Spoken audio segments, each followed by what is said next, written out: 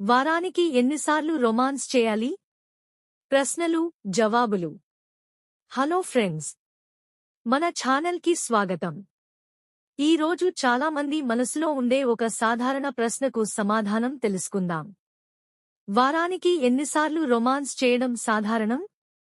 ఈ ప్రశ్నకు ఒకే ఒక్క సమాధానం ఉండదు. ఎందుకంటే ప్రతి జంట పరిస్థితులు, ఆరోగ్యం, వయస్సు, జీవనశైలి వేర్వేరుగా ఉంటాయి. అయితే వైద్య నిపుణులు మరియు పరిశోధనలు ఏమి చెబుతున్నాయో ఇప్పుడు ప్రశ్నలు జవాబుల రూపంలో తెలుసుకుందాం. ప్రశ్న 1. వారానికి ఎన్నిసార్లు రొమాన్స్ చేయడం నార్మల్? జవాబు: వైద్య పరిశోధనలు మరియు కొన్ని సర్వేల ప్రకారం చాలా మంది పెళ్లైన జంటలు సాధారణంగా వారానికి ఒకసారి శారీరక కలయికలో పాల్గొంటారు. అయితే ఇది ఎలాంటి ఖచ్చితమైన నియమం కాదు. కొంతమంది వారానికి 2 లేదా 3 సార్లు సంతోషంగా ఉంటారు. మరికొందరు నెలలో కొన్నిసార్లు మాత్రమే కలుస్తారు. ముఖ్యమైన విషయం ఏమిటంటే ఇద్దరికీ ఇష్టం ఉండాలి, సౌకర్యంగా ఉండాలి, ఆనందంగా ఉండాలి. ప్రశ్న 2. ఎక్కువసార్లు రొమాన్స్ చేయడం వల్ల ఏమైనా సమస్యలు వస్తాయా? జవాబు: ఇద్దరి పూర్తి సమ్మతితో ఇద్దరూ ఆరోగ్యంగా ఉన్నప్పుడు ఎన్నిసార్లు కలవాలనేది వారి వ్యక్తిగత నిర్ణయం. కాని దీనివల్ల శారీరకంగా ఎక్కువ అలసట, అసౌకర్యం లేదా నొప్పి కలగకూడదు.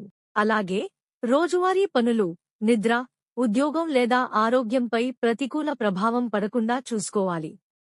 ఏదైనా అసౌకర్యం, నొప్పి లేదా ఇతర సమస్యలు ఉంటే వైద్యుడిని సంప్రదించడం మంచిది.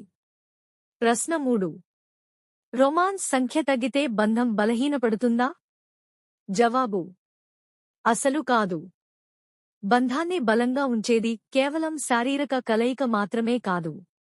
ఒకరితో ఒకరు మనసు విప్పి మాట్లాడుకోవడం, ప్రేమగా చూసుకోవడం, కౌగిలించుకోవడం, చేతులు పట్టుకోవడం, ఒకరికొకరు గౌరవం ఇవ్వడం కూడా అంతే ముఖ్యమైనవి. అంటే సంఖ్య కంటే నాణ్యత ముఖ్యమని నిపుణులు చెబుతున్నారు. ప్రశ్న 4. వయస్సు పెరిగే కొద్దీ ఇందులో మార్పులు వస్తాయా? జవాబు: అవును. వయస్సు పెరిగే కొద్దీ హార్మోన్లలో మార్పులు, పని ఒత్తిడి, కుటుంబ బాధ్యతలు, ఆరోగ్య పరిస్థితులు వంటి కారణాల వల్ల కోరికలు లేదా తరచుదనం మారవచ్చు. ఇది పూర్తిగా సహజమైన విషయం. వయస్సు ఎంత ఉన్నా ఇద్దరి మధ్య పరస్పర అవగాహన, గౌరవం, ప్రేమ ఉంటే బంధం ఆరోగ్యంగా కొనసాగుతుంది. ప్రశ్న 5. ఆరోగ్యకరమైన దాంపత్య జీవితానికి ముఖ్యమైన విషయం ఏమిటి? జవాబు: పరస్పర గౌరవం, స్పష్టమైన సంభాషణ, ఇద్దరి సమ్మతి, ఆరోగ్యకరమైన జీవనశైలి మరియు ఒకరిపై ఒకరికి నమ్మకం. ఇవి ఉంటే దాంపత్య జీవితం మరింత ఆనందంగా ఉంటుంది. ముగింపు: ఈ సమాచారం కేవలం అవగాహన కోసం మాత్రమే. మీకు ఏవైనా ఆరోగ్య సమస్యలు, నొప్పి లేదా ఇతర సందేహాలు ఉంటే తప్పకుండా అర్హత కలిగిన వైద్యుడిని సంప్రదించండి. ఈ వీడియో మీకు ఉపయోగకరంగా అనిపిస్తే లైక్ చేయండి. మీ అభిప్రాయాన్ని కామెంట్లో తెలియజేయండి.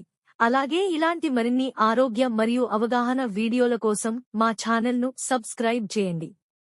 ధన్యవాదాలు. మళ్ళీ మరో ఆసక్తికరమైన వీడియోలో కలుద్దాం.